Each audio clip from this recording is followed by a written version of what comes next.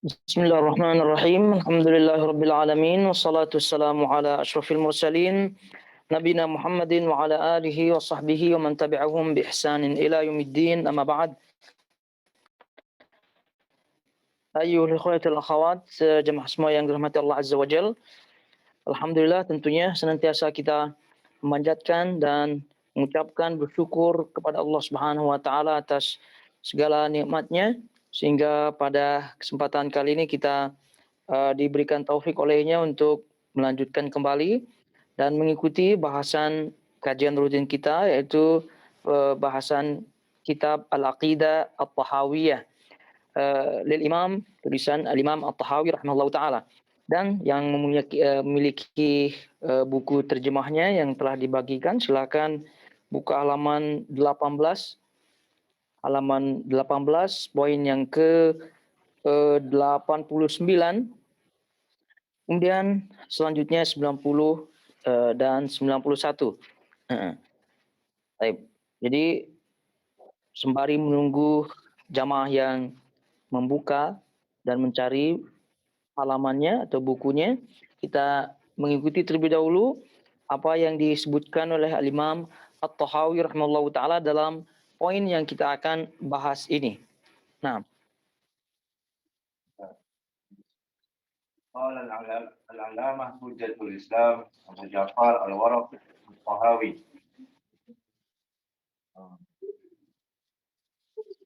وفي دعاء الأحياء وصدقاتهم منفعة للأموات. Al-Alamah Hujjatul Islam Abu Ja'far Al-Waraq At-Tahawi berkata, doa dan sedekah orang yang hidup dapat bermanfaat bagi mereka yang sudah mati. Wallahu ta'ala yastajibu da'wat wa yaqdil hajat. Allah Ta'ala mengabulkan segala doa dan memenuhi segala kebutuhan hambanya. Wa yamliku kulla syai'in wa la yamlikuhu syai'un. Wa la ghina 'anillahi ta'ala tarfata 'ain. Wa man istaghna 'anillahi tarfata 'ain faqad kafara wa sara min ahli al-hain. Dia memiliki segala sesuatu namun tidak dimiliki oleh sesuatu. Tidak sekejap pun hamba-hambanya lepas dari rasa butuh kepadanya. Barang siapa yang merasa tak butuh kepada Allah sekejap pun, dia telah kafir dan termasuk orang yang binasa. itu yang disebutkan oleh Imam At-Tahawi rahimahullahu taala berkaitan dengan masalah akidah berikutnya, atau juga ini masuk ke dalam bagian masalah fiqhiyah kaitannya dengan amal-amal soleh yang dihadiahkan untuk orang-orang yang meninggal. Baik, kata beliau rahimahullahu taala, wa fi du'ail ahya'i wa sadaqatihim manfa'atun lil amwat.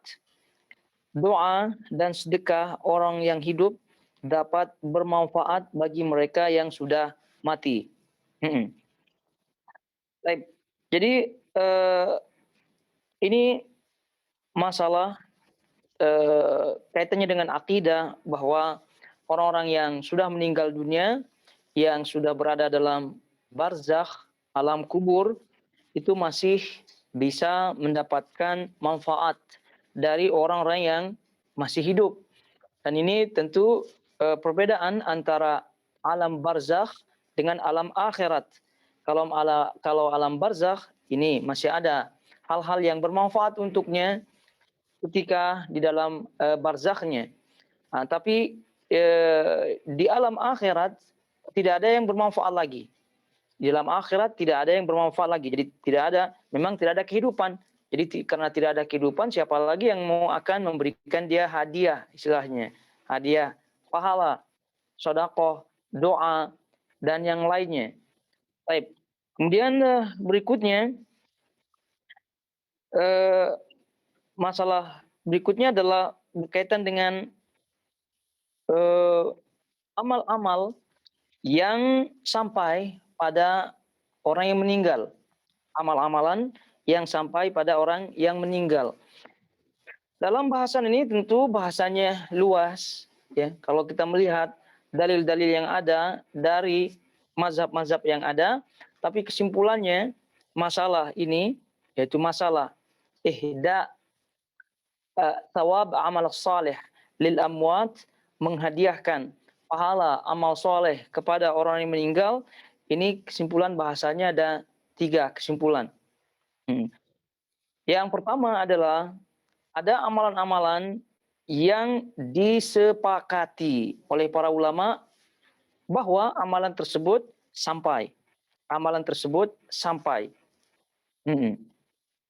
Kemudian yang kedua adalah ada amalan-amalan yang disepakati tidak sampai. Amalan-amalan yang tidak yang disepakati tidak sampai. Yang ketiga adalah amalan-amalan yang diperselisihkan, apakah sampai apa tidak, apakah sampai apa tidak. Ini bahasan ringkas daripada menghadiahkan pahala amal soleh kepada orang-orang yang telah meninggal dunia. Nah, jadi kita sebutkan di awal tadi, yang pertama adalah ada amal-amal soleh yang disepakati, ittifaq para ulama disepakati bahwa amalan tersebut diterima atau sampai pada orang yang telah meninggal dunia. Ya tentu ini berdasarkan dalil-dalil yang telah sahih adanya, seperti sedekah, seperti haji, umroh, doa tentunya seperti yang beliau sebutkan di sini. Ya contoh hadis yang masyhur sekali berkaitan dengan hal ini, idza mata al-insan inqata'a amaluhu illa min thalathin, sadaqatun jariyatun aw waladun salihin yad'u lahu aw ilmin yantafi'u bihi min ba'dihi.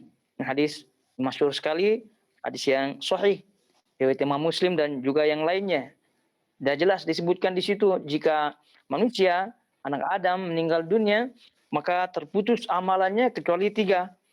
Sedekah yang terus mengalir, anak soleh yang mendoakannya, ilmu yang bermanfaat. Dan juga dalam riwayat yang lain berkaitan dengan amal-amal soleh, yang bagian pertama yaitu disepakati oleh para ulama sampainya amalan tersebut, pahala amalan tersebut kepada mayit adalah haji, umroh. Itu kata Nabi SAW sampai. Jadi apabila kita melaksanakan badal haji istilahnya, atau menghajikan orang, mengumrohkan orang, itu sampai pahalanya kepada orang yang kita niatkan. Ya tentu berlaku syarat di situ. Misal haji disyaratkan ya harus dia haji terlebih dahulu. Jangan pula dia belum haji, kemudian dia menghajikan orang lain.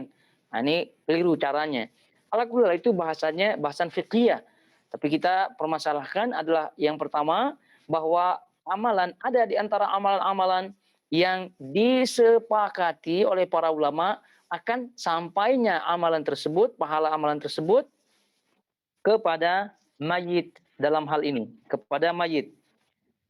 Kemudian kita melihat yang kedua, yaitu permasalahan ada di antara amalan-amalan yang disepakati tidak boleh atau yang disepakati tidak sampai kepada orang yang meninggal.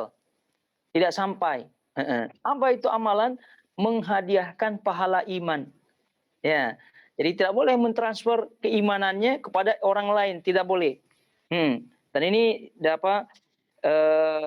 disebutkan oleh para ulama dalam kitab-kitabnya, di antaranya Al-Imam Asy-Syatibi rahimahullahu taala dalam kitabnya Al-Muwafaqat, kemudian juga Al-Imam Al-Mawardi rahimahullahu taala dalam Al-Hawi, dan juga yang lainnya yang menyebutkan hal ini, bahwasanya tidak boleh orang itu mentransfer, ya, menghadiahkan gitu imannya kepada orang lain, tidak sampai.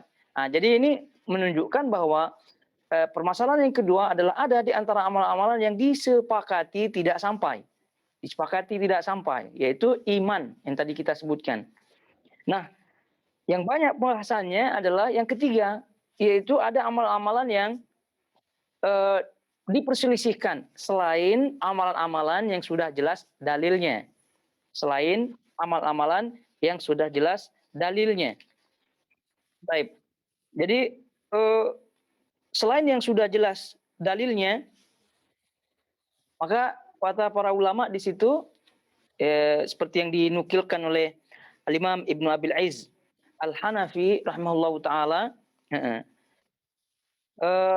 katanya menukilkan daripada Muhammad bin Al-Hasan, innahu innama yasulul mayyit thawabun nafaqa wal hajj lil hajj. Ini berkaitan dengan haji sampai kata beliau, dan juga kata beliau waqtalafa fil ibadat al badaniyah.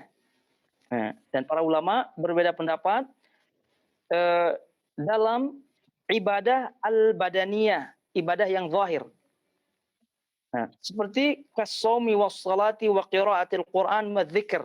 Seperti halnya puasa, salat, baca Quran dan zikir. Ini apakah boleh pahala ibadah ini dihadiahkan sampai apa tidak kepada orang yang meninggal? Ini kata Ibnu Abil Aiz Al-Hanafi dalam syarahnya Syarah Tahawiyah, kata beliau, "Fadhahaba Abu Hanifah wa Ahmad wa jumhur salaf ila wusuliha." Beliau menyebutkan bahwa Imam Abu Hanifah, Imam Hanafi, Imam Ahmad dan majority salaf, kata beliau, menyatakan berpendapat sampai. Kemudian kata beliau wal masyhur min madhhab Syafi'i wa Maliki adamu wusuliha. Wal masyhur, dan yang masyhur dalam pandangan pendapat madhab Imam Syafi'i dan madhab Imam Malik, tidak sampai pahala tersebut. Ini kita berbicara bagian yang ketiga ya.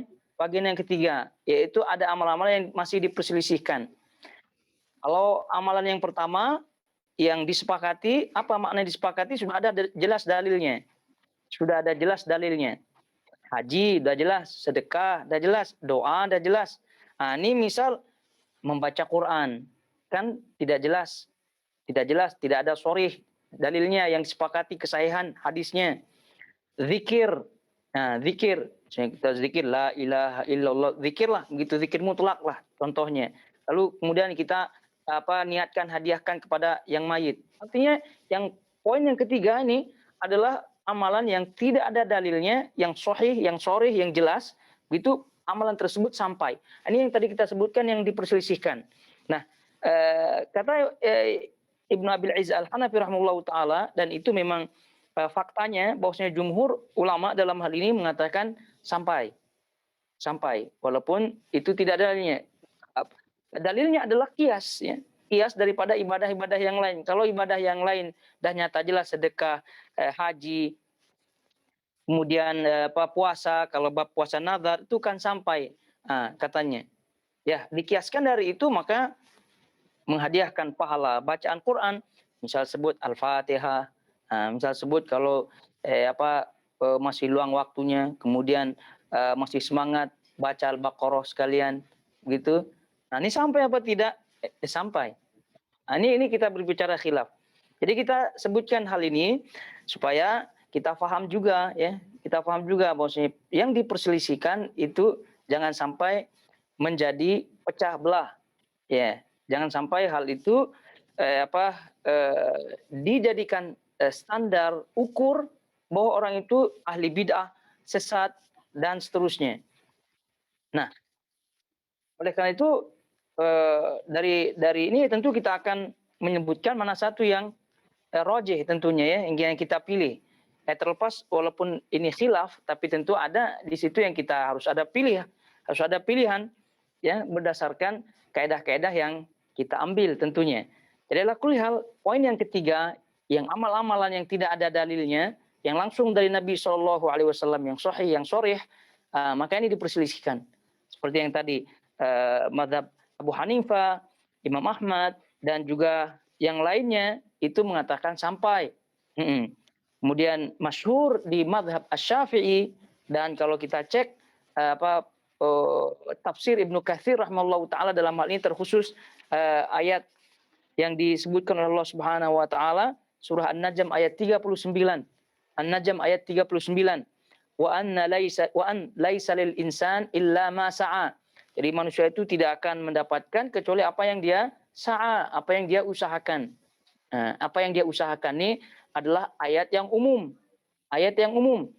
Maka keumuman ayat ini tetap berlaku, ya. Keumuman ayat ini tetap berlaku Ya, kecuali kalau ada yang mengkhususkan.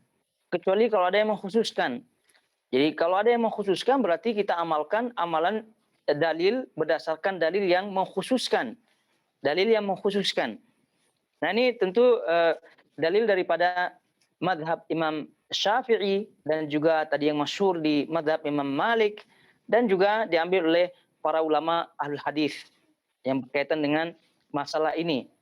Nah tentunya singkatnya mana yang lebih sahih di antara pendapat-pendapat yang ada? Pendapat yang ada ya tentu yang lebih sahih adalah pendapat daripada mazhab masyhur yang mazhab Imam Syafi'i, mazhab Imam Maliki dan juga yang lainnya tadi di kalangan al hadis bahwa yang rajih, yang sahih adalah amalan-amalan yang akan sampai kepada mayit adalah amalan-amalan yang ada dalilnya,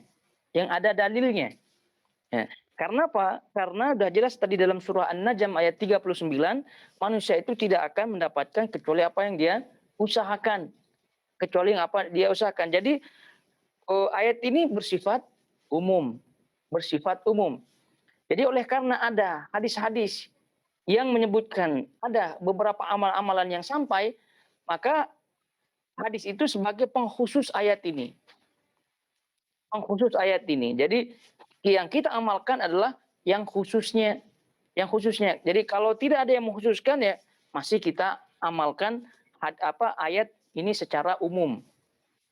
Oleh itu dalam hal ini kalau ditanya bagaimana bacaan Al-Fatihah atau bacaan Quran sampai apa tidak, ya kita menyatakan tidak sampai berdasarkan pendapat masyhur dari kalangan mazhab Imam Syafi'i dan buktinya silakan dicek tafsir Ibnu Katsir rahimahullahu taala dalam bab ini. Nah, ya kenapa demikian? Yang satu ini ayat ini umum. Dan kita tidak akan mengamalkan atau tidak akan keluar daripada keumuman ayat ini dan mengamalkan hal-hal atau amal-amalan yang lain kecuali ada dalilnya. Dan dalil itulah yang mengkhususkan sekali lagi ayat ini. Oleh karena itu tidak semua amal yang boleh sampai kepada mayit. Ada beberapa bagian saja. Ada beberapa bagian saja ya sesuai dengan dalil-dalil yang tadi kita isyaratkan sebagiannya. Nah, ini yang sahih. Kemudian kalau kita melihat amalan sahabat ya, amalan sahabat-sahabat Nabi Shallallahu alaihi wasallam, ya tentu kita melihat fakta-fakta riwayatnya tidak masyhur ya. Kalau kita tidak sebutkan tidak ada. Ya. Jadi tidak masyhur di kalangan mereka membaca atau menghadiahkan pahala bacaan Al-Quran atau pahala zikir. Jadi tidak masyhur di kalangan mereka. Jadi kalau seandainya ini masyhur seperti apa yang amaliyah ya yang kita lihat sekarang ini, ya tentu sudah ada jelas, sudah ada riwayatnya. Tapi karena tidak ada, tidak masyhur, maka tidak ada.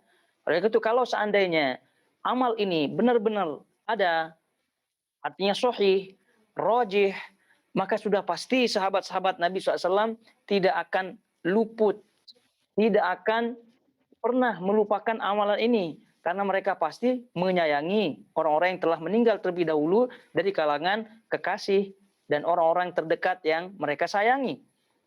Tapi tidak demikian. Jadi oleh karena itu mereka fokus kepada sedekah, ya karena memang sudah jelas anjurannya dari Nabi Shallallahu Alaihi Wasallam.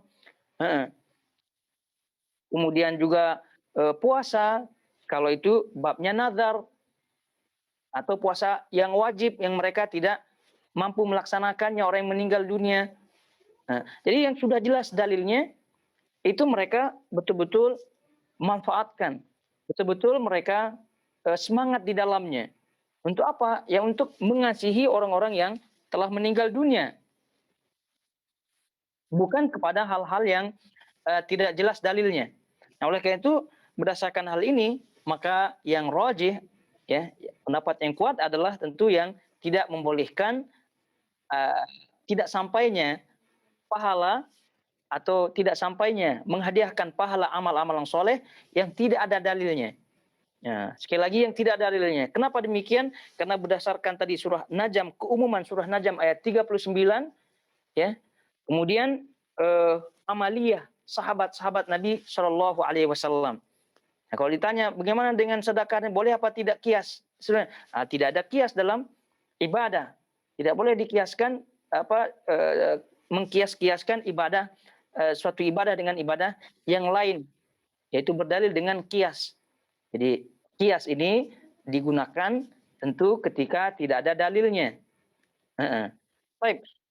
Nah, kembali bahwasanya ini adalah masalah khilafiyah di kalangan para ulama. Masalah khilafiyah di kalangan para ulama. Nah, jadi dalam hal ini kita tentu berlapang dada dalam arti tidak membesar-besarkan, kemudian juga menjadi bahan untuk menyesatkan, mengeluarkan seorang dari kalangan ahlu sunnah wal jamaah dan seterusnya. Ya cuma memang fakta yang ada di zaman kita sekarang, para ulama yang tadi khilaf, yang tadi disebutkan oleh Ibnu Abil Izz Hanafi, bahwasanya majority ulama salaf katanya, kemudian juga mazhab Hanafi, kemudian mazhab Hambali, ya, itu mereka mengatakan sampai, ya sampai. Tapi perlu diketahui juga, ya tidak heran ada di antara ustadz-ustadz, para ulama kita tegas dalam hal ini, ya. Kenapa demikian? Karena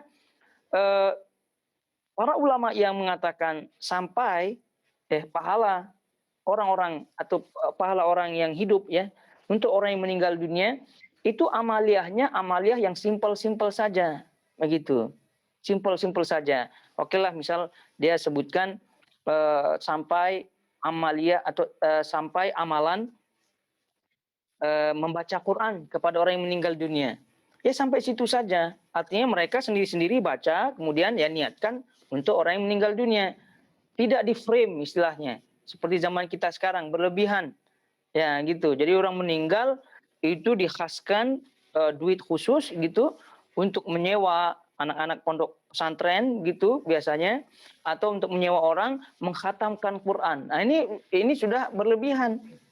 Nah gitu. Ini masalahnya. Di situ masalahnya. Jadi ada contoh masalah talqin contohnya. Ini khilaf juga di kalangan para ulama. Ya, cuma karena mereka mengambil boleh, lalu bolehnya itu menghalalkan segala cara. Ini salah juga. Jadi kalau mau jujur, ya, kalau mau jujur mengambil pendapat para ulama, ya silakan mengamalkan dengan cara ulama yang membolehkan itu. Nah, misal tadi boleh sampai amalan sampai ihda, ya, menghadiahkan pahala kepada orang yang meninggal dunia, qiraatul Quran, zikir. Udah sendiri-sendiri begitu cara para ulama yang membolehkannya, bukan malah membuat hal-hal yang baru lagi, kegiatan-kegiatan yang ini tahlilan lah, atau kegiatan-kegiatan yang tadi menyewa pembaca Quran dan seterusnya. Nah, ini masalahnya. Itu tidak heran juga, ya, kenapa para ulama atau sebagian para ustadz, sebagian para ulama tegas dalam hal ini mengatakan bid'ah. Ya kenapa demikian? Karena mereka berlebih-lebihan, terkhusus di kalangan kita sekarang. Apalagi di kalangan sufi, tarekat dan seterusnya. Berdalil para ulama membolehkan, ya, terlepas itu kuat apa tidak hujahnya, mengambil pendapat itu, lalu mereka mengepakkan, melebarkan sayapnya. Nah, semua dibolehkan. Nah, akhirnya ketika ditegur, itu membolehkan, Imam Ahmad membolehkan katanya. Imam Hanifah membolehkan. Nah, ini juga nih membolehkan. Iya, membolehkan, tapi membolehkan yang cara bagaimana begitu. Ini kalian tidak jujur. Kalau membolehkan ya harusnya caranya adalah seperti cara ulama yang membolehkan. Ini masalahnya ketika dibolehkan 1.000 boleh semuanya. Ini masalah. Nah, oleh karena itu mengambil fakta-fakta yang ada, maka tentu kita tidak ragu lagi dalam mengambil pendapat yang tidak membolehkan. Karena kalau sudah mengambil pendapat yang tidak membolehkan, tadi yang masyhur di kalangan mazhab Syafi'i, mazhab Maliki, dan juga ulama-ulama kita, ulama al-hadis yang lainnya, maka ini sudah saddud dzara'i istilahnya, menutup pintu-pintu kemungkaran. Nah, ini tentu menambah dalil kita bahwa ini betul-betul tidak dibolehkan. Karena kalau sudah mengambil pendapat tidak boleh, maka itu semua tertutup. Tidak ada lagi kegiatan-kegiatan pelebaran sayap, tahlilan, zikiran, apalagi khataman. Tidak ada lagi. Nah, jadi setan pun sudah ini, gigit jari istilahnya. Nah, Tapi kalau masih menyebutkan celahnya boleh dan seterusnya, ya terjadi demikian. Ya taruhlah tadi qiraatul Quran atau mungkin talqin begitu. Ini masalahnya apa seolah-olah ingin menyampaikan khilaf para ulama dan menyebutkan kebolehannya, tapi kadang-kadang menyampaikan itu tidak memandang jauh apa akibatnya. Jadi saddud dzara'i, menutup kemungkinan-kemungkinan kemungkaran yang akan terjadi itu adalah bagian daripada termasuk bagian cara memilih pendapat juga. Ya kenapa saya memilih ini misalnya? Ya saya tahu ini boleh, tapi kenapa saya memilih tidak boleh? Karena kalau saya memilih boleh, nanti ini akan dipergunakan menjadi dan lain-lain gitu. Misal pisau. Menjual pisau ini apa hukumnya? Kan boleh menjual pisau. Tapi karena kita tahu yang akan membeli ini adalah preman istilahnya, ya, gangster istilahnya, atau tukang membunuh. Ya jadi dibilang tidak boleh. Tidak boleh. Artinya ini saddud dzara'i istilahnya. Nah, ini sebagian ustadz-ustadz nih, Masya Allah, luar biasa. Allah mubarik, itu pandai menyebutkan khilaf-khilaf para ulama. Nah, imam ini mengatakan ini, imam ini mengatakan ini. Walhal fakta di zaman Nabi SAW tidak ada talqin itu. Ya, tidak ada tadi zikir-zikir jamaah, tidak ada kumpul-kumpul menghadiahkan pahala, gitu tidak ada. Ya, tapi ini sudah digabung-gabung lagi. Pendapat ulama ini, pendapat mazhab ini, betul apa tidak pendapat? Ya betul. Nah, cuma masalahnya sekarang, ketika disebutkan bolehnya itu ya amaliah-amaliah Nusantara kita khususnya itu makin menjadi-jadi. Nah, itu menjadi-jadi. Ini seharusnya harus dipikirkan seperti itu oleh sebagian yang kononnya menyampaikan khilaf-khilaf seperti itu. Nah, jadi harus jujur, ya, harus insaf, harus adil dalam menyampaikan satu, kemudian dalam memilih pendapat tersebut harus hati-hati, jangan sampai menyampaikan pendapat itu di khalayak ramai, kemudian menguatkan pendapat tersebut, misalnya pendapat membolehkan, lalu dengan pendapat tersebut orang-orang awam menjadikan hujah amaliyahnya. Nah, itu kan katanya. Ya begitu. Nah, di satu sisi juga kita-kita yang mengambil pendapat boleh tidak membolehkan, maka kita pun jangan terlalu ekstrim di dalam menghukumi. Karena ini masalah khilafiyah mu'tabar di dalam kalangan para ulama. Ya tentu setiap khilafiyah ya tentu ada yang kita harus pilih secara rajih yang tadi kita sebutkan. Ala kulli hal ini yang disebut oleh para ulama. Sehingga berkaitan dengan amalan-amalan yang tidak ada dalilnya, yang sahih ya secara dalilnya hadisnya, maka ini menurut pendapat yang rajih yang kita pilih tidak sampai berdasarkan dalil yang tadi surah Najm ayat 39, kemudian juga amaliyah sahabat Nabi SAW tidak ada, kemudian selanjutnya akibat yang timbul ya, yang terwujud, yang muncul dari pilihan atau dari pendapat yang membolehkan khususnya di zaman ini. Karena ini untuk saddud dzara'i, saya tadi menutup peluang-peluang atau celah-celah kemungkaran. Baik, ayyuhal khairatul akhawat, jamaah semua yang dirahmati Allah Azza wa Jal. Tentu bahasan berkaitan dengan yang tadi ya, masalah amaliyah dan seterusnya tadi juga dibahas dalam bab-bab fikih dan yang lainnya. Kemudian selanjutnya poin yang berikutnya adalah wallahu ta'ala yastajibud da'awat wa yaqdi al-hajat. Kata beliau, Allah Ta'ala mengabulkan segala doa dan memenuhi segala kebutuhan hambanya, segala hajat hambanya. Nah, gitu, segala hajat hambanya. Ini juga bagian daripada akidah Ahlus Sunnah wal Jamaah. Bagian daripada akidah Ahlus Sunnah wal Jamaah. Di mana Allah Subhanahu wa taala mengabulkan doa dan Allah lah yang memenuhi seluruh hajat. Allah juga yang memerintahkan untuk berdoa. Dan berkaitan dengan doa sudah kita bahas kaitannya dengan takdir, apakah benar doa itu boleh merubah takdir apa tidak?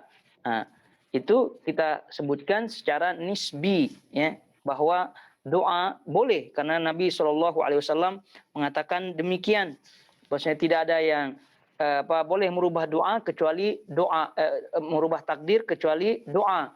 Sudah kita jelaskan bahwa yang dirubah itu adalah takdir yang ada pada lembaran-lembaran malaikat, dan ini disebutkan oleh Syekh Abdurrahman As-Sa'di rahimahullahu taala. Di Syekh Abdurrahman As-Sa'di rahimahullahu taala menyebutkan hal itu ketika menafsirkan surah Ar-Ra'du, ya, surah Ar-Ra'du, yamhullahu ma yasha wa yuthbit wa indahu ummul kitab. Jadi Allah Subhanahu wa taala menghapus sekehendaknya dan menetapkan sekehendaknya. Dan padanya takdir-takdir itu tertulis di Lauhil Mahfuz, di Lauhil Mahfuz. Jadi di situ ada takdir umum yang tertulis di Lauhil Mahfuz dan ini tidak bisa dirubah. Di situ ada takdir cabang istilahnya, ya. Ya, dan itu yang dirubah. Itu yang dirubah. Nah, ala kulli hal ini pernah kita bahas.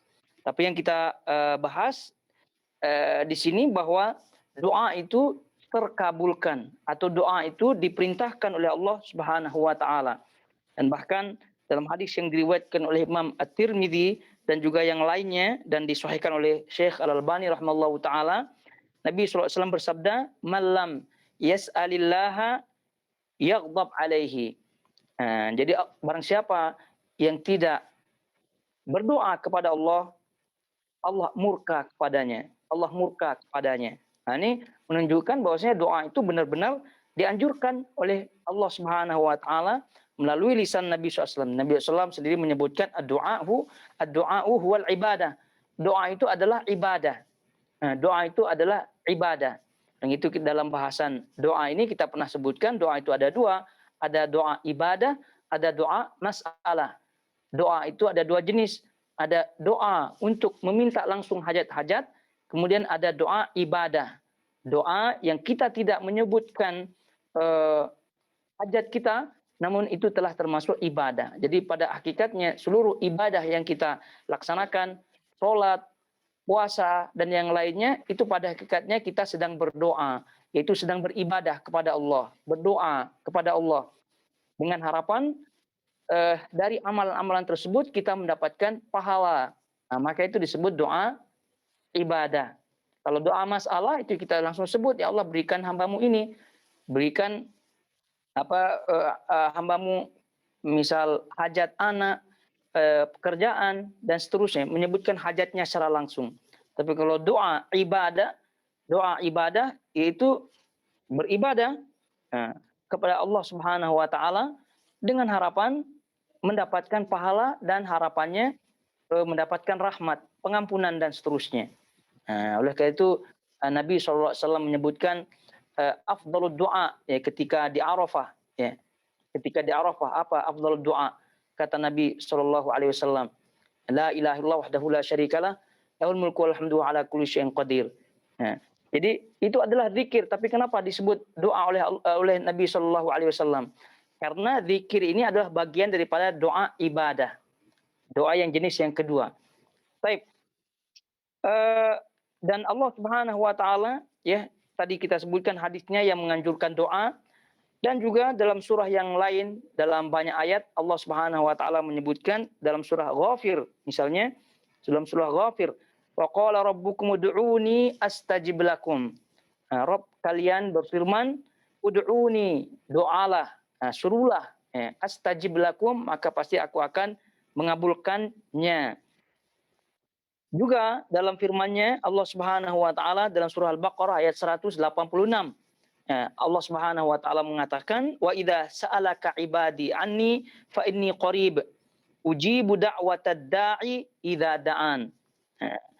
Jika hambaku bertanya kepadamu, maka jawablah, fa inni qarib, aku sungguhnya dekat. Ujibu da'watad da'i, mengabulkan. Aku kata Allah Subhanahu wa taala mengabulkan dakwah. Seruan ad-da'i, orang yang menyeru. Idza da'an, jika mereka berseru kepadaku. Baik. Nah, ini di antara ayat-ayat dan juga hadis-hadis yang sekian banyak yang menyebutkan doa. Oleh karena itu tidak heran Imam At-Tahawi rahimahullahu taala menyebutkan Allah taala mengabulkan segala doa dan memenuhi segala hajat kebutuhan hambanya. Nah, masalahnya adalah ada ketika orang yang bertanya gitu ya. Allah Subhanahu wa taala menyebutkan tadi ayatnya memastikan bahwasanya apabila hambanya memohon, menyeru kepada Allah Subhanahu wa taala, maka pasti Allah akan mengabulkannya. Ya tadi surah Ghafir, kemudian surah Al-Baqarah tadi, ud'uni astajib lakum. Serulah, berdoalah kepadaku maka pasti aku akan mengabulkannya. Juga dalam Al-Baqarah tadi, ujibu da'watad da'i idza da'an. Aku mengabulkan seruan orang yang berseru jika menyerukan kepadaku, berdoa kepadaku. Nah, lalu apakah dengan ayat ini kita memastikan doa itu dikabulkan oleh Allah Subhanahu wa taala apabila kita apabila kita berseru atau berdoa kepada Allah Subhanahu wa taala, atau dengan kata lain bertanya apakah ayat ini keliru karena ada sebagian doa yang tidak dikabulkan oleh Allah Subhanahu wa taala. Jadi para ulama menjawab diantaranya Ibnu Abil Izz Al-Hanafi rahimahullahu taala. Jadi pertanyaannya adalah ada di antara manusia yang minta ya berdoa kepada Allah Subhanahu wa taala tapi tidak dikabulkan. Nah, karena tidak dikabulkan, apakah Allah Subhanahu wa taala mengingkari janjinya dalam ayat-ayat yang tadi kan surah Ghafir, Al-Baqarah dan juga yang lainnya yang Allah memastikan bahwasanya apabila hambanya berdoa Allah akan mengabulkan. Apakah demikian? Maka dijawab dengan jawaban yang begitu bagus oleh para ulama, di antaranya Ibnu Abil Izz Al-Hanafi rahimahullahu taala dalam menjawab pertanyaan seperti itu. Ya, di sini kata beliau, waqad ujiba anhu bi ajwibatin fiha salasatu ajwibatin muhaqqiqatin. Jadi pertanyaan seperti ini atau kalau boleh disebut syubhat ya, pertanyaan seperti ini dijawab dengan 3 jawaban. Jadi beliau menyampaikan tapi kita ringkas saja. Jawaban yang pertama, ini jawaban sangat bagus sekali dari beliau rahimahullahu taala. Kita ulangi pertanyaannya. Ada sebagian orang yang berdoa tapi tidak dikabulkan doanya oleh Allah. Ya, padahal Allah dah nyebut tadi gitu janji-janjinya di Al-Qur'an dan juga dalam hadis yang tadi kita sampaikan. Jawabannya kata beliau ada 3 jawaban. Jawaban yang pertama, kata beliau annal ayata lam tatadamman atiyatus su'al mutlaqan wa innama tadammanat ijabatad da'i. Ini mungkin sebagian tidak begitu mentadabburi ayatnya sehingga tidak sampai ke situ. Kata beliau, ayat ini tidak mengandung makna atiyatus su'al mutlaqan, tidak mengandung makna pemberian permohonan secara mutlak. Pemberian hajat, permohonan orang yang memohon tentu, orang yang memohon secara mutlak. Tidak. Tetapi ayat ini mengandung ijabatud da'i, mengandung pengabulan seruan, mengandung pengabulan seruan. Diperhatikan bahasanya as-su'al wad da'i. Jadi berbeda ini kalimat as-su'al wad da'i. Su'al artinya meminta hajat.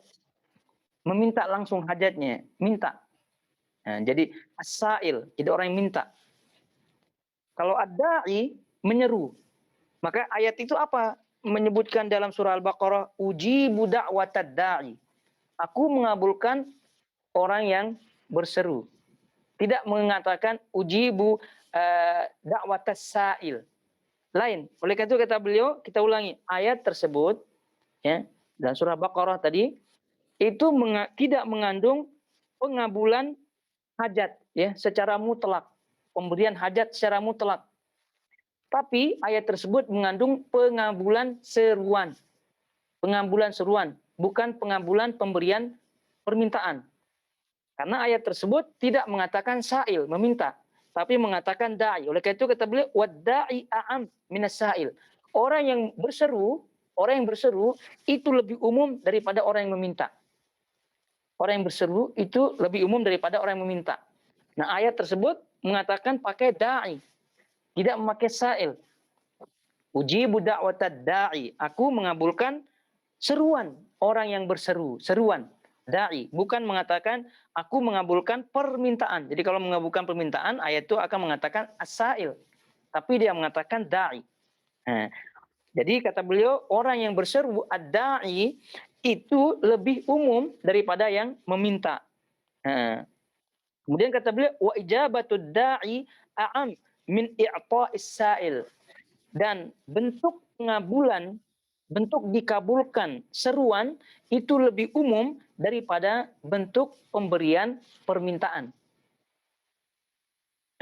Jadi bentuk pengabulan atau dikabulkan seruan itu lebih umum dari bentuk pengabulan permintaan. Ya kalau kita minta, ya contoh kita minta kepada Allah, ya Allah, begitu, berikanlah hambamu pekerjaan, nah, gitu. Jadi pekerjaan itu saja yang diberikan. Kalau dikabulkan, kan tidak. Tapi kalau menyeru, berseru, entah dengan apa mengucapkan doa atau mengucapkan apa permintaan, maka itu seruannya itu lebih umum. Jadi mungkin saja hajatnya yang dia sebutkan karena dia berseru, ya Allah berikanlah hambamu pekerjaan, gitu. Ternyata tidak diberikan pekerjaan oleh Allah Subhanahu wa taala, tapi diberikan hal-hal yang lain. Karena ini bentuknya seruan. Dan karena itu bentuk dikabulkannya seruan itu lebih umum daripada bentuk dikabulkannya permintaan. Nah, kata beliau rahimahullahu taala, walihada qala Nabi SAW. Oleh karena itu Nabi SAW bersabda pada sepertiga malam. Yanzilu Rabbuna kulla lailatin ila sama'id dunya. Rabb Allah Subhanahu wa taala turun setiap malam ke langit dunia. Fa yaqul man yad'uni fa astajib lahu. Siapa yang berseru kepadaku, maka aku akan mengabulkannya. Man yas'alani fa u'tiyahu. Barang siapa yang meminta kepadaku, maka aku akan memberikannya. Man yastaghfiruni fa aghfir lahu. Jadi siapa saja yang minta ampunan kepadaku, maka aku akan mengampuninya. Nah, oleh karena itu ini spesial, ini waktu ini spesial. Kenapa? Karena di tiga jenis permohonan kalau kita sebutkan, ini disebutkan semua di sini. Pertama, barang siapa yang berseru kepadaku, aku akan kabulkan, kata Allah. Umum. Barang siapa yang meminta kepadaku, aku akan kasih, aku akan beri. Lebih khusus lagi. Kemudian barang siapa yang minta ampun, istighfar, minta ampun, maka aku akan mengampuninya. Ini menunjukkan adanya perbedaan nih kalimat-kalimat. Adanya perbedaan kalimat-kalimat ad-da'wah atau ad-da'i, kemudian as-sa'il. As-sa'il. Oleh karena itu dibedakan, karena ayat yang mengatakan Allah akan mengabulkan doa itu bersifat umum. Kenapa? Karena memakai kata ad-da'i, tidak memakai kata as-sa'il. Sehingga tidak heran apabila orang itu berdoa, doa yang khusus, namun yang lain dikasih. Sebagaimana yang disebutkan oleh Nabi SAW, nanti kita akan sebutkan. Tapi ini jawaban yang pertama. Jawaban yang kedua, kata beliau rahimahullahu taala, anna ijabata du'a is-su'al a'am min i'ta'i 'anis su'al. Kama fassarahu Nabi SAW. Ini kata beliau rahimahullahu taala, diulangi lagi. Yang kedua, jawabannya bahwa bentuk pengabulan bentuk pengabulan doa itu atau bentuk pengabulan permintaan itu lebih khusus ya daripada bentuk pengabulan seruan yang tadi kita sebutkan. Kama fassarahun Nabi sallallahu alaihi wasallam, sebagaimana yang disebutkan oleh Nabi sallallahu alaihi wasallam dalam hadis riwayat Imam Ahmad, Tirmidzi dan juga yang lainnya, dan disahihkan oleh Syekh Al-Albani rahimahullahu taala. Kata Nabi sallallahu alaihi wasallam, "Ma min rajulin yad'u Allah bida'watin laisa fiha ithmun wala qati'atu rahim illa a'tahu biha ihda salasi khisal." Tidaklah ada seorang yang berseru ya, berdoa kepada Allah Subhanahu wa taala dengan doa yang di dalamnya tidak ada ithim, tidak ada dosa, kemudian tidak ada memutuskan silaturahim, maka kata Nabi SAW akan diberi 3 khisal, 3 macam. Kata beliau, imma an yu'ajjila lahu da'watahu, yang pertama kemungkinan akan dipercepat permintaannya, artinya dikabulkan spesifik ya, dikabulkan secara khusus permintaannya.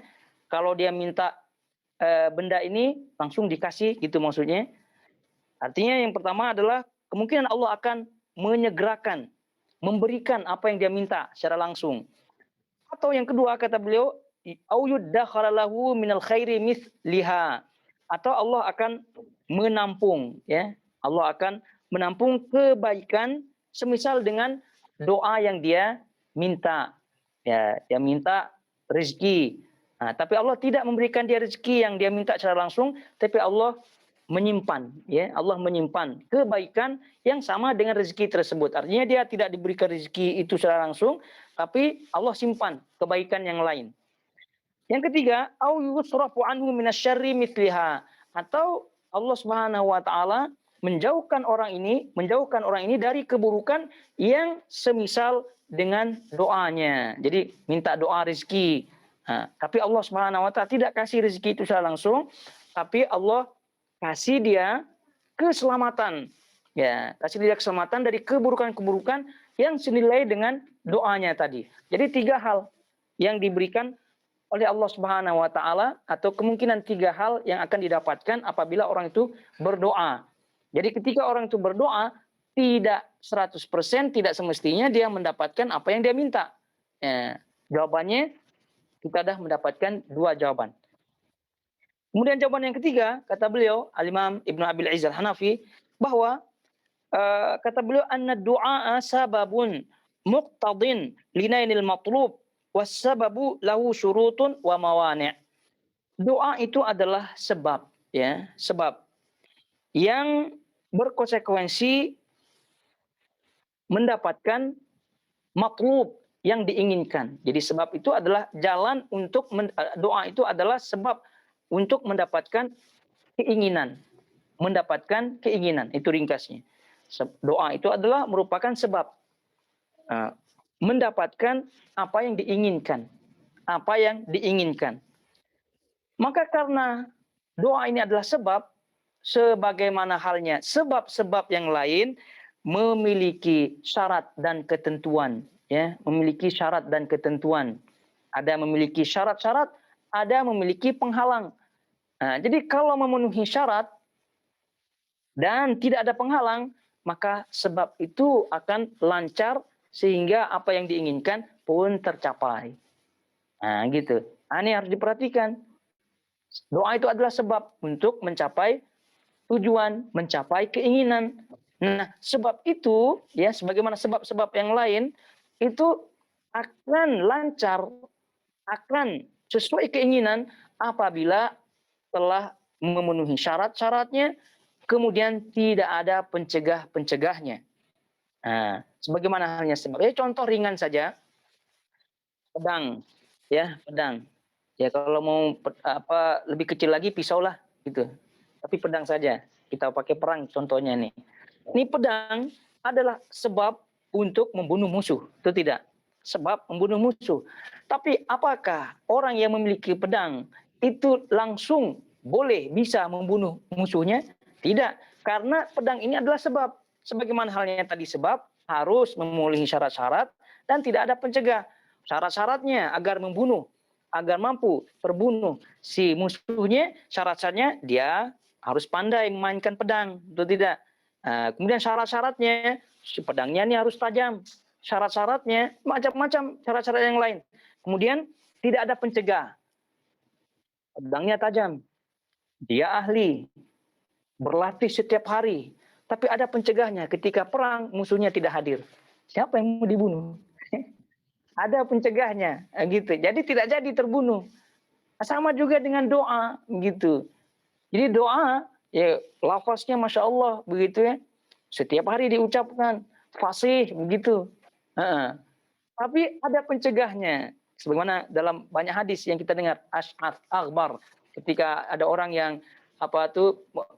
memohon berseru kepada Allah dengan rambut yang dengan rambut yang kusut, kemudian baju kotor dan seterusnya, menyeru ya Rob ya Rob, tapi makanannya haram gitu ya, apa yang dimasuk ke dalam tubuhnya haram, lalu bagaimana akan dikabulkan? Artinya di situ menunjukkan adanya penghalang, ada di situ penghalang. Nah, tidak memenuhi syarat-syaratnya. Syarat-syaratnya. Jadi ada orang yang penghalangnya tidak ada kadang, tapi syarat-syarat untuk mendapatkan mustajab doa tidak tidak diamalkan. Jadi akhirnya doanya tidak dikabulkan. Jadi ketika kita berdoakan, Nabi SAW mengajarkan adab-adabnya. Nah, di antara adab-adabnya berselawat, di antara adabnya kita bertawassul kepada Allah dengan nama Allah sesuai dengan hajat kita. Di antara adabnya adalah ilhah, ya, ilhah, merengek kepada Allah Subhanahu wa taala. Sebab itu di antara para salaf, ya, di antara para salaf itu mereka terus ilhah, merengek kepada Allah Subhanahu wa taala, menyebutkan doanya, menyebutkan hajatnya. Walaupun kata mereka, ya, 20 tahun hajat yang diminta itu tidak kunjung-kunjung tiba saja. Tidak kunjung-kunjung tiba juga. 20 tahun. Nah, ini menunjukkan para ulama salaf paham bab ini begitu. Nah, kita baru berapa hari berdoa kok tidak ada ciri-cirinya begitu. Ini 3 tahun. 20 tahun. Ini 20 tahun mereka berdoa. Terus mereka, walau alam diterima apa tidak, yang jelas 20 tahun. Jangankan para ulama salaf, Nabi SAW. Berapa tahun dikabulkan doa Nabi SAW berkaitan dengan dirubahnya kiblat? Berapa tahun? Belasan tahun Nabi SAW berdoa, minta kepada Allah Subhanahu wa ta'ala, qad nara taqalluba wajhika. Nah, jadi ketika Allah Subhanahu wa ta'ala Allah tahu begitu. Permohonan Nabi SAW untuk kiblat itu diganti dari Baitul Maqdis ke Ka'bah. Tapi belasan tahun Nabi SAW berdoa. Jadi oleh itu isti'jal dalam berdoa adalah termasuk mani', tergesa-gesa untuk doa itu dikabulkan, termasuk pencegah, dan sekaligus memahamkan kepada kita sabar. Nah, dalam berdoa termasuk syarat-syarat dikabulkannya doanya. Ala ini bahasanya ada rinciannya dalam tentu bab doa. Tapi yang kita poinkan adalah tadi pertanyaan yang tadi, ada sebagian orang yang berdoa namun tidak dikabulkan doanya. Lalu apakah Allah Subhanahu wa taala salah dalam ayatnya atau ingkar janji dan seterusnya? Nah, jawabannya 3 tadi jawabannya. Yang pertama, kita ulangi, ayat itu mengatakan berseru, bukan mengatakan minta. Yang kedua adalah permintaan, seruan itu lebih umum daripada permintaan. Permintaan sekali lagi lebih khusus.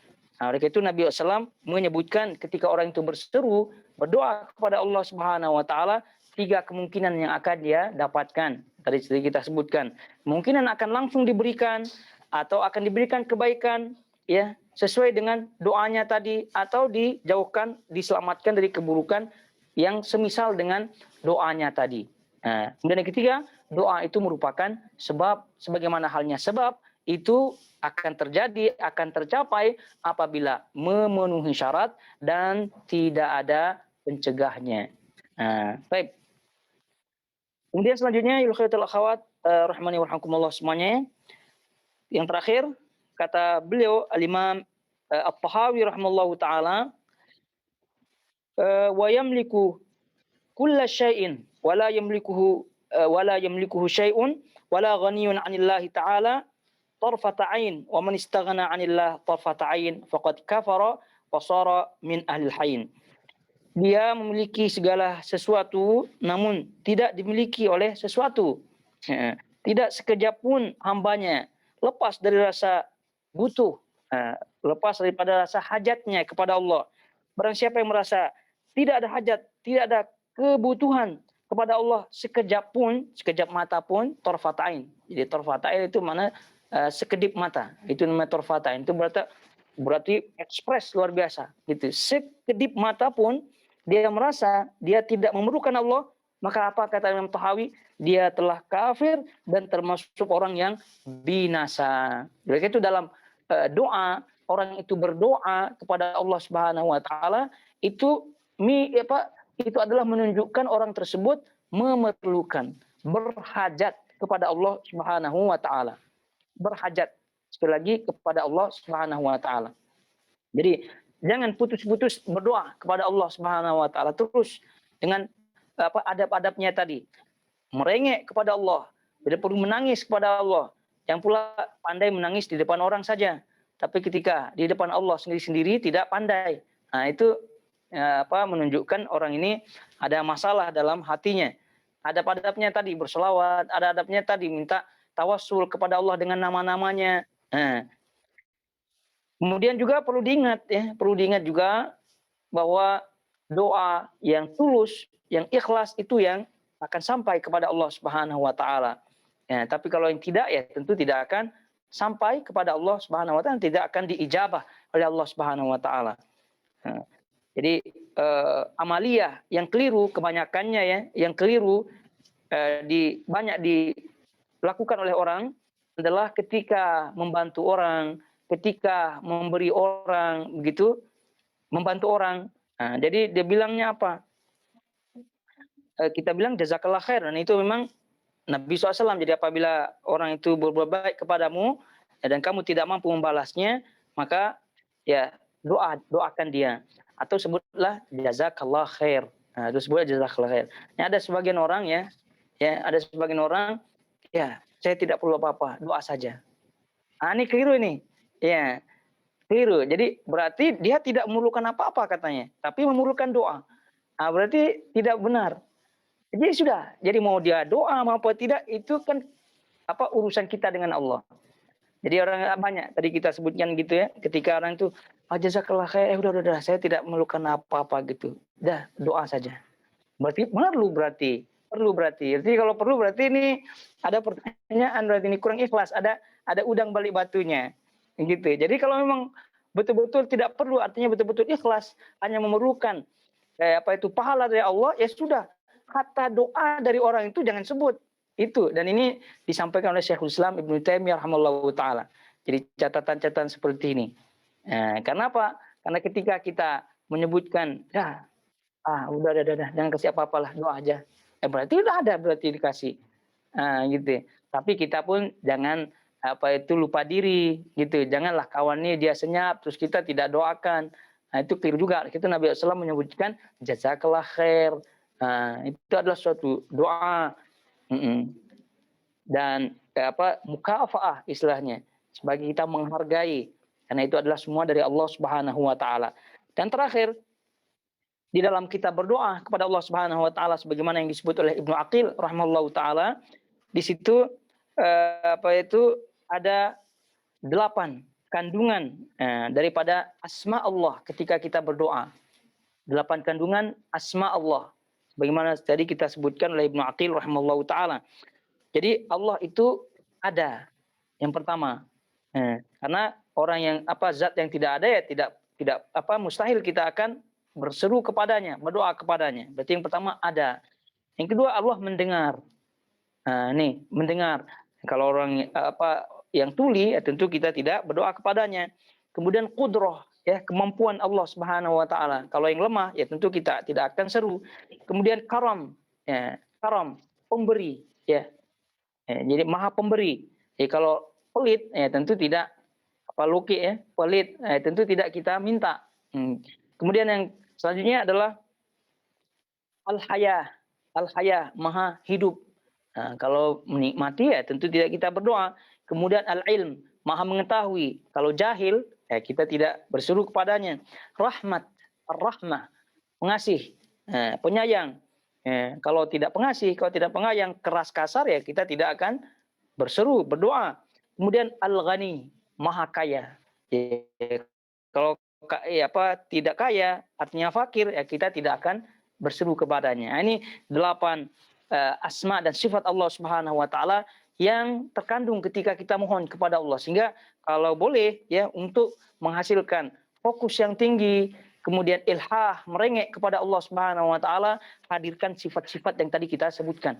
Hadirkan. Jadi ketika kita berdoa, maka 8 sifat ini minimal ini kita bayangkan gitu ya. Jangan sebut sesuatu nanti hajatnya tidak tersebut. Ya, tapi cukup bayangkan saja. Ya, gitu. Bagaimana Allah wujud, ada, bagaimana Allah Maha hidup, bagaimana Allah mendengar, qudrah, Maha pemberi, Maha mengetahui, Maha pengasih, Maha kaya dan seterusnya. Jadi ketika kita menghadirkan sifat-sifat seperti ini, kita yakin gitu. Doa kita dikabulkan.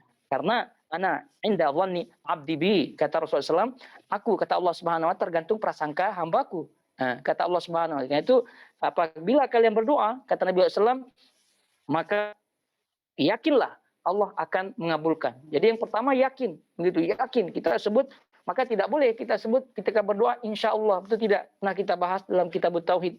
Tidak boleh ya Allah, Allah maghfirli in syi'ta. Ya Allah ampunilah aku jika engkau menghendaki. Ini salah. Nah, jadi ya Allah ampunilah aku dengan yakin. Allah akan menjawab, mengabulkan kita punya permohonan.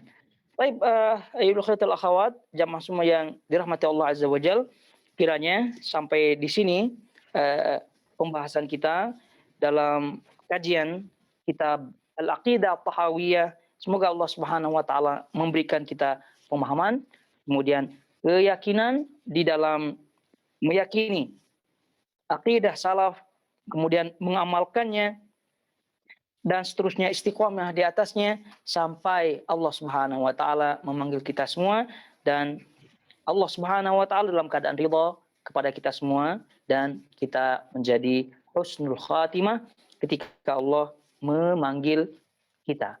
Wallahu taala. Melunasi hutang juga itu termasuk perbuatan yang sampai kepada mayit. Iya, melunasi hutang termasuk karena Nabi SAW kan menyebutkan orang itu mu'allaqun. Nah, jadi orang itu tergantung. Jadi di langit begitu selama tidak dilunasi hutangnya. Selama tidak dilunasi hutangnya. Jadi hutang ini berbahaya. Jadi karena itu kalau ada family atau kawan-kawan kita yang ada hutangnya ya segera dibayarkan. Artinya bayar hutang poinnya adalah sampai. Kita tahu berapa yang dihutang, kita tahulah misalnya yang dia memberi hutang. Apa solusi lain? Apa dalam karya? Solusi, jadi kita kalau kita anggap ya, kita perkirakan hutangnya 50, nah kita bayar 100. Artinya niatnya itu yang sedekah. Ya, jadi kita banyak sedekah, kemudian kita banyak doa ya, agar Allah mengampuninya gitu. Ya, tapi yang jelas langkah yang pertama betul-betul ditanya orang tuh. Gitu, berapa nih utang si mayit ini? Katanya ragu-ragu 50 gitu atau apa. Ya sudah nih, kasih aja yang ini gitu supaya menghilangkan keraguan. Dan juga tentu perbanyak sekali lagi sedekah. Jadi intinya bayar utang, tadi sedekah, badal haji, itu memang ada dalilnya. Tapi yang tidak ada dalilnya, maka kita ambil pendapat yang rajih, yang kuat, adalah pendapat mazhab Syafi'i, mazhab Maliki yang tadi berdasarkan surah Najm ayat 39 keumumannya wan laisal insan illa masa. Nah.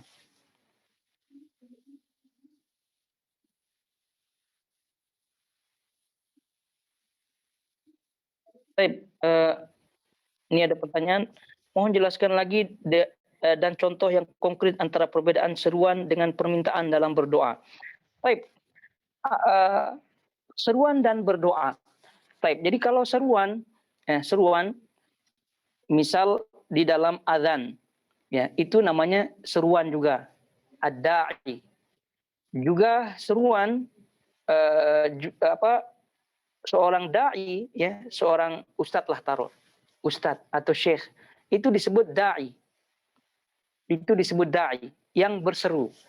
Jadi seorang dai, seorang ustadz menyerukan jamaahnya, wahai jamaah sekalian, misal, rajin-rajinlah beribadah. Nah, bersedekahlah atau yang lain, seruan-seruan yang lain. Seruan-seruan lain. Tapi kalau dia sebut saya minta begitu, nah, maka ini disebut as-sa'il. Itu disebut sa'il.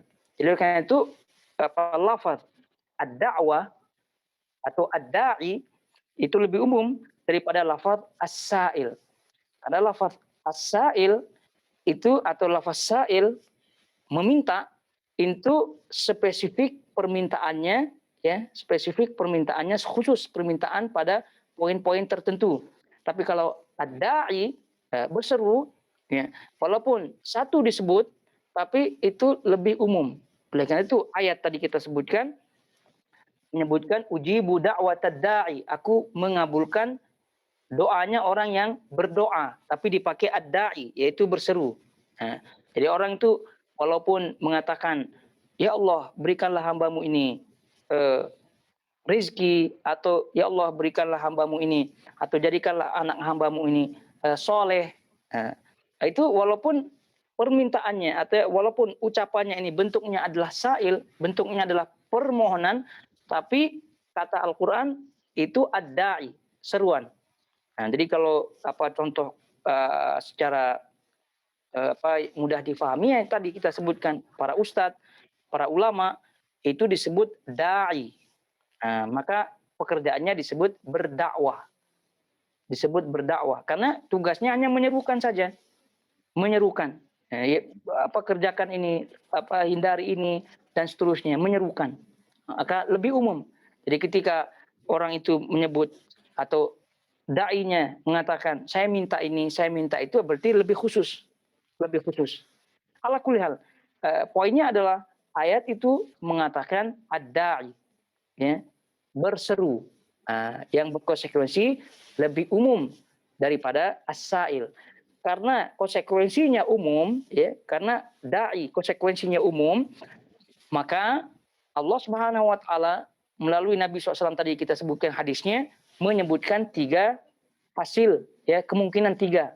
Ya. Kemungkinan Allah langsung mengabulkan hajatnya atau menyimpan kebaikan yang sama nilai dengan doanya, atau menyelamatkannya dia dari keburukan sesuai atau senilai doanya tadi. Kenapa Allah berikan 3 kemungkinan ini, atau Nabi SAW menyebutkan 3 kemungkinan? Karena itu dinamakan da'i, berseru, hanya berseru saja. Jadi kalau hanya berseru ya lebih umum, lebih umum. Lagi-lagi kita ingatkan kenapa ini dibedakan, karena ketika Allah Subhanahu wa taala turun di langit bumi, ya, di langit bumi itu kan tadi kita sebutkan 3 sekali disebut. Barang siapa yang berseru, aku kabulkan. Barang siapa yang minta, aku kasih. Gitu. Barang siapa yang istighfar, aku akan maafkan. Menunjukkan lafaz per lafaz ini memiliki kandungan dan konsekuensi masing-masing. Oleh karena itu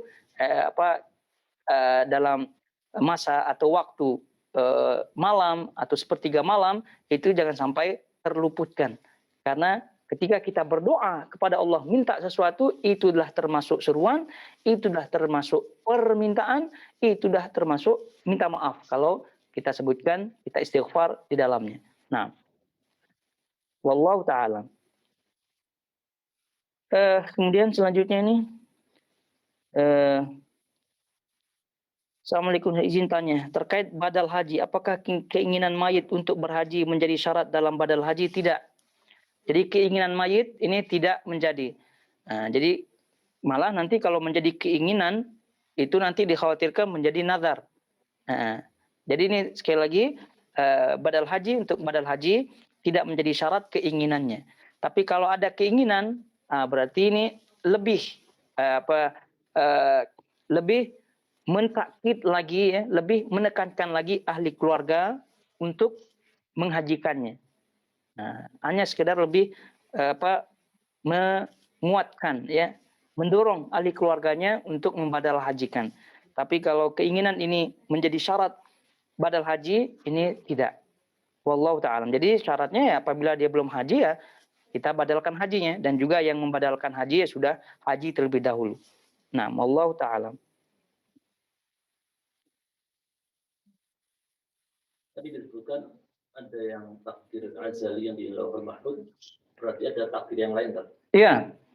Jadi sebagaimana pernah kita sebutkan secara umum, takdir itu ada dua ya, takdir umum, takdir khusus. Takdir umum itu adalah takdir azali, azal yang sudah terdahulu, itu yang di Lauhul Mahfuz yang tadi kita sebutkan. 50.000 tahun sebelum diciptakannya langit dan bumi. Kemudian ada takdir khusus, ini istilah para ulama saja.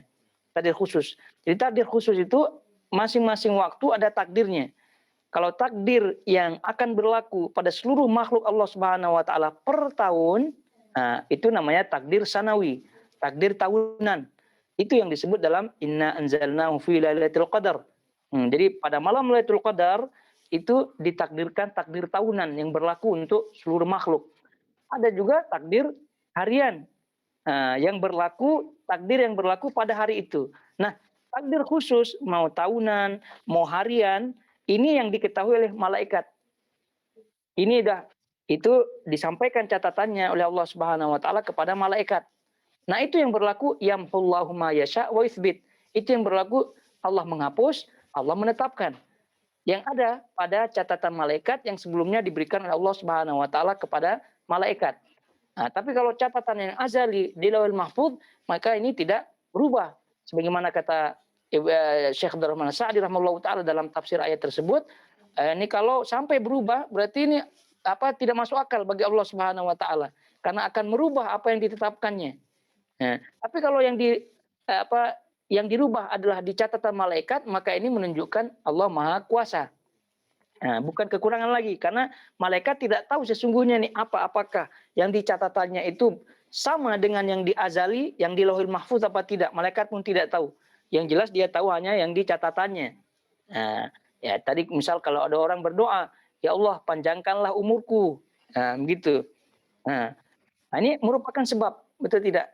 Nah, kalau sebabnya sesuai artinya memenuhi syarat dan tidak ada halangan, maka panjanglah umurnya, begitu. Panjanglah umurnya. Artinya malaikat ini pun sesuai dengan catatannya. Ini orang ini panjang umurnya.